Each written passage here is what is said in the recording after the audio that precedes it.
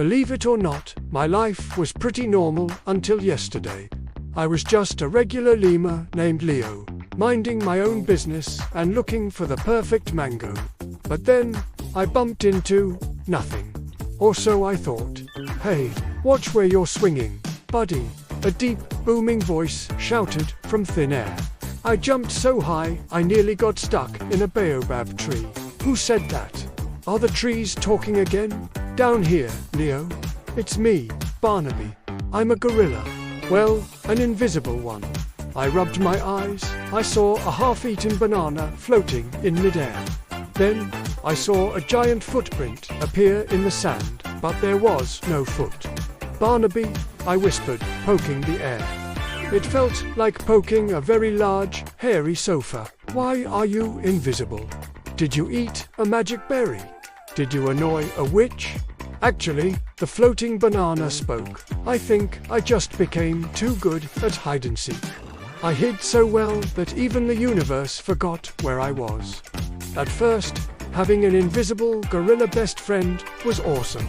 We played the ultimate pranks.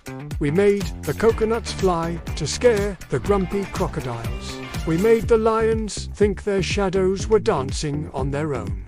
We were the kings of the jungle pranksters. But then Barnaby got sad.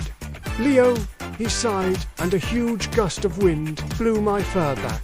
It's no fun being the best at hide-and-seek if no one can ever find you. I miss my stripes.